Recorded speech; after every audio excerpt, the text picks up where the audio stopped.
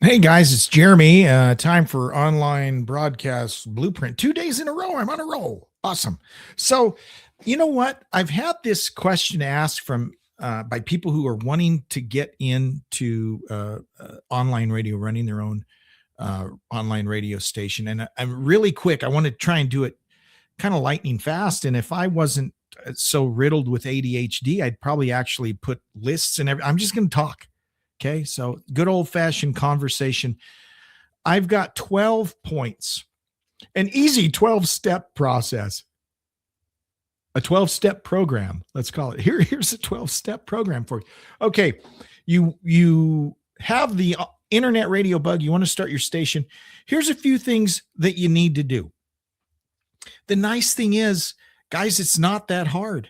Not that hard.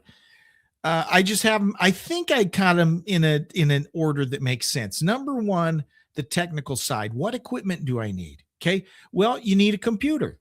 Any computer that's been made in the last 5 years, probably even older than that, is going to do what you need it to do. Okay. Could be a Mac, could be a PC, could be a laptop, a PC laptop, whatever. So you need a computer. You need some type of USB interface. Or maybe I like a USB interface. I use a USB mixer, and then I can use a regular XLR mic through the mixer that has a USB interface. I just think XLR mics are better than USB mics. Some people just plug straight in with a USB mic. It's your preference. And here's another thing, guys. You could conceivably have a radio station and you never have to crack a mic. You never have to talk. You could do that. You don't need a mic. All you need is a computer. You could do it all with just a computer if you wanted to. Most people are going to be cracking a mic. They'll need to record stuff. They're going to interview people. They're going to cut liners, whatever. So for most people, you'll need a mic. But equipment wise, like I said, you'll need for most applications, you'll need a computer. You'll need a mic. You'll need some type of USB interface, right? If you're using a mic, right? You can spend as much or as little as you want, right? There's a great Tascam mic that's like $50, maybe only even 30, a Tascam condenser mic, great mic. I'm using this dude, a directional mic. It was like $25 and it's a great little mic. What's the brand? I don't know. Just look on Amazon. You don't have to spend a bunch of money, guys. Don't have to spend a bunch of money. So you can buy a mic. So the equipment, not a whole lot that you need to get started. Number two, profile. This is super important. You need to do a little brain session, right? You need to really think about what kind of station do I want to have?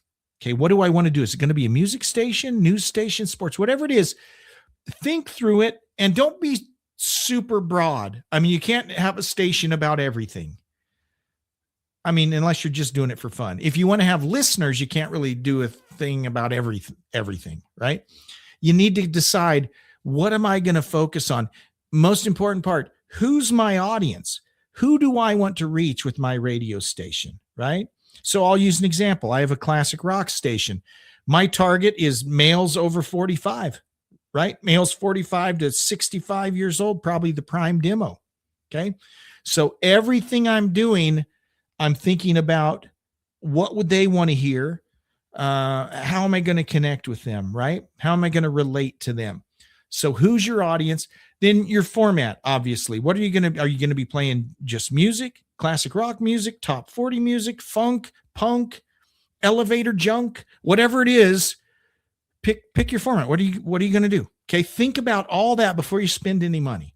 What I'm trying to avoid you doing is paying for a radio station, starting on Live365 before you have thought through everything. Right. And by the way, I'm assuming you're using Live365 or a platform very similar to it, radio.co, whatever. But I'm assuming lots of folks are using Live365. I'm kind of assuming that's what we're doing in this checkoff list. The next thing, Again, we haven't even set up this station on Live 365 yet. The next thing we want to do is think about branding. What are we going to call our station? Okay, what's the name of our station? A logo. Guys, AI is your friend. Chat GPT, Grok on X. If you have X, I've had my best luck using Grok for creating graphics and images and logos. Okay. Come up with those. A logo, branding. What's your brand going to look like?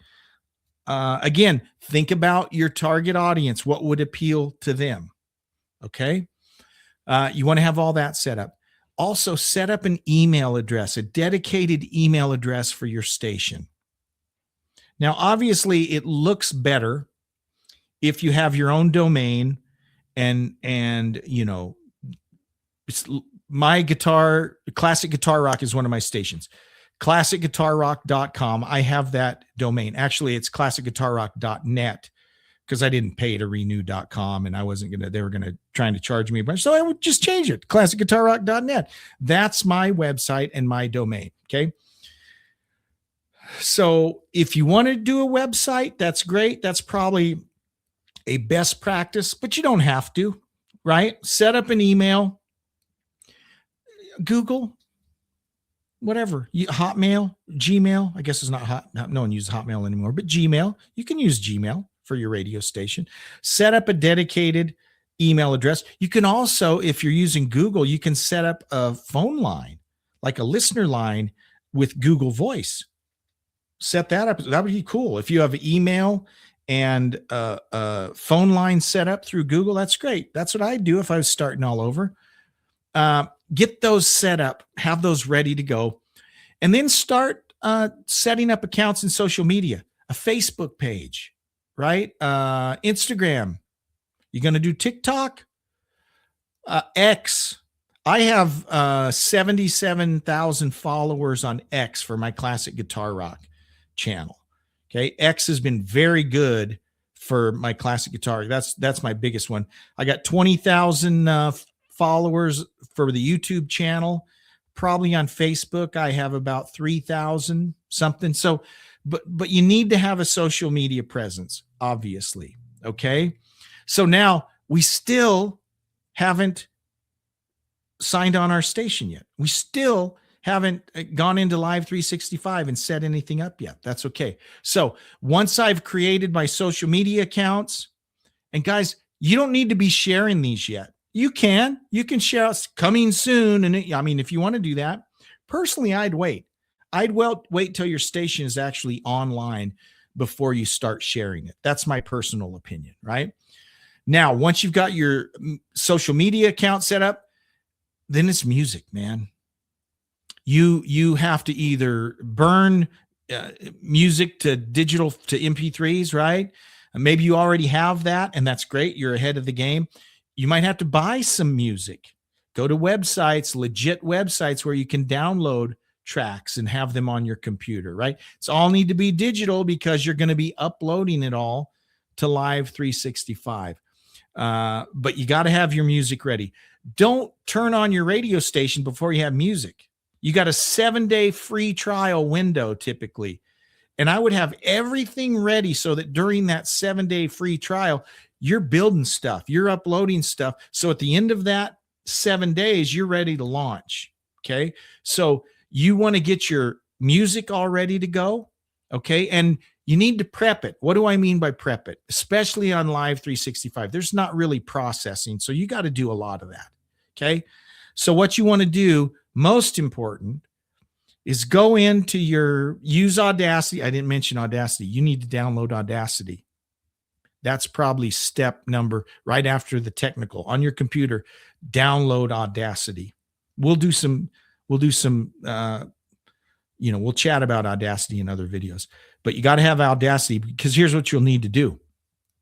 You'll need to prep your songs. I didn't, right? When I first went on, I was just had these files and then I upload them on Live 365. But what you learn is that some songs have 10 seconds of dead air at the end. Some have 3 seconds of dead air at the beginning. You don't want that because All Live365 does is it just plays from the beginning of the file to the end of the file. It doesn't care if there's dead air or not. Now, if you're using something like Radio DJ, it automatically syncs up. It helps. And you can even set fade points and stuff that you can't do in Live365. So especially if you're just using Live365, you want to go in and normalize the volume of all your songs. So you want all your songs to be the same volume. Okay. And you want to cut out any dead air at the beginning or end. Super important that you do that. If you can do it beforehand, it's easier. I mean, you can go in later and replace tracks once you've tweaked with it. But if you can do it at the beginning, prep your tracks so they're all a uniform volume and you've cut off any dead air at the beginning or the end. Okay. Once you've got the music taken care of, and how much music do you need to start with? Well, the more, the better, right? But I think a lot of folks start minimal. They start with only 100 tracks or 200 tracks. Obviously, if you only have 200 tracks, your songs are just going to repeat all the time, right? So you want to get to a healthy 1,000 tracks as soon as you can. And even that, you don't want to stop at 1,000, but you can get by with that. Your imaging. What are we talking about with imaging? Sweepers. Sweepers are the produced. You're listening to classic guitar rock radio. Okay, that's a sweeper. Versus a jingle. Radio Valley. That's the singing. And some people call everything a jingle. Technically, jingles are singing. Okay. Other imaging stuff, I call those sweepers, right? And then you got what I call liners, which are people talking, right? That's you or an AI voice, or maybe you've hired someone to do voice tracking. Those are people talking. That's a liner. Okay. Those are the differences. Sweeper is produced, got effects, all of that. Usually has a big voice, right? You got jingles, which is sung. It's a little jingle. A lot of stations don't use jingles anymore. I think they're kind of cool. And then you got actual liners where people are talking. Try and have as much of that produced and ready to go before you even start up your station, right? There's a few places you can check out. AI Jingle Maker. AI Jingle Maker. Check that out. You can make sweepers for $1 a piece. What you do is you buy credits. You pay $20, then you got 20 credits. And he might even throw in some free ones. So you might get like 25 credits or whatever. Then every time you make a sweeper, again, he calls them all jingles, but they're really sweepers. Every time you make a sweeper, it costs you one of your credits. So it's basically $1 a sweeper. Well, you'll probably want to have 10 or 15 when you start, so you're going to spend 10 or 15 bucks to produce those sweepers and have them ready to go. And it's fun. It's fun messing around with those. Are they the best? No, they're not the best, but they're good enough, right? They're $1 a piece and they'll get you started. Check out 11 Labs or even the Google. I can't remember what it's called. There's a Google lab where you can make free AI voiceover stuff. Check out some of those. Maybe some of that's nice. The nice thing about the AI Jingle Maker is it's got the sound effects and background and everything right there. So in 30 seconds, you can make a produced sweeper. Not the best in the world, but good enough, right? You got something there. 11 Labs, you can just get the cold voice, right? Or even this Google lab, I can't remember what it's called, but on Google, there's an AI lab that does the same thing, that you can do like cold voice stuff. And that's what I'm saying. You could have a radio station where you never talk if you're using all AI voices and stuff. It's kind of up to you, but have as much of that imaging stuff ready to go before you ever set up your account on Live365. Now, once you have all that done that we've talked about, go ahead and set up an account with Live365 and begin your 7-day trial. Okay. They're going to take all your credit card information like they normally do, right? But for 7 days, they won't bill you. And if you decide in that 7 days you don't want to do it, just cancel it and you'll never get charged, right? but you can go online. You can fire up your station right away. Okay. I probably wouldn't go live until I have a bunch of music and stuff in there, right? But you could go live right away. Um, but during that 7-day free period, that's when all the work starts, right? Because you're going to be spending most of your time uploading your music. Okay. You're going to upload all your music, all your files, your music, your sweepers, your liners, anything that is going to be played on the radio, as much of it as you have, you're going to upload it at this point. And you're going to start, setting up your own categories. You'll see how to do this in Live365. You're going to build your clock wheels. That's where you decide, okay, let's say I set my music up as I've got 90s music, 80s music, 70s music, and you set those up as categories. You build your clock wheel that says I want to play a 70s tune, then an 80s tune, then a 90s tune, then a sweeper. Then you can build this whole clock wheel that basically programs when everything will play. And again, I've done some videos on that, and we'll do some more about that. But you want to set all that up during that 7-day period. You're uploading all of your stuff. You're listening to it because you think it's cool. That's what I did. To be honest, I went live. I started my trial and just started uploading stuff, right? And it was live. It had gone live the whole time. So it's literally playing random. And until you set the categories in the clock, it's just playing stuff at random, right?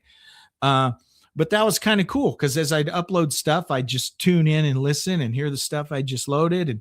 And then you got to have enough in there to start building categories, right? You can't just have 1 or 2 songs in each category. You need to have a few hundred in there so you can start hearing the categories rotate and how all that works. But anyways, you do all that in that 7-day period.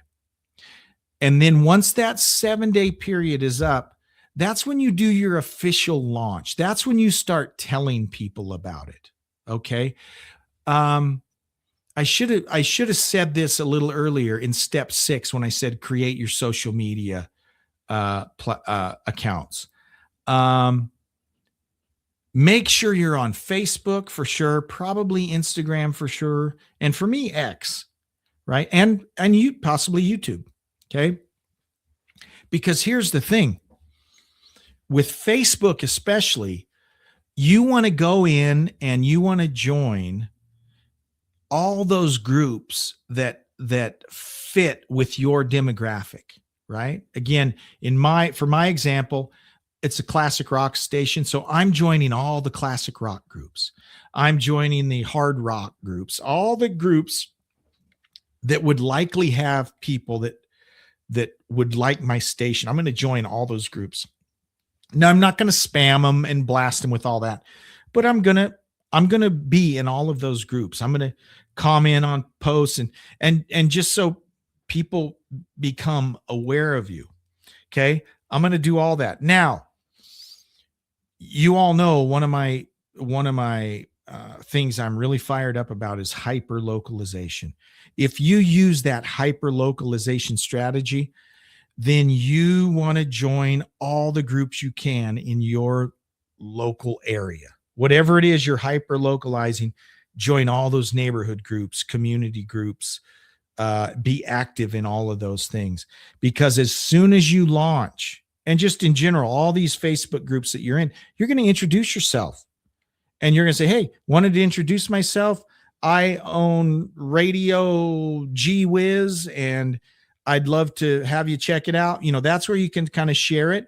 And you're talking about what your station does, inviting people to join, all of that. That's what you got to do. And you know what? Every single day, at the bare minimum, you have to post something every single day. And you know what's worked best for me? Videos. Post a dumb little video every day. Okay. I get more views of 40-second videos than anything else I post. And it could just be, hey, I'm Jeremy. I just started my new station, Radio Gee Whiz. I think you'll love it. We're playing music from the 70s, 80s, and 90s, and we have a great contest every hour. Check us out in the link I included below. just something goofy like that. And every day post something.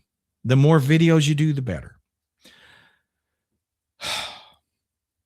That's it. Okay. That's how you're going to launch. How quick can you do this? Depends on how fast you want.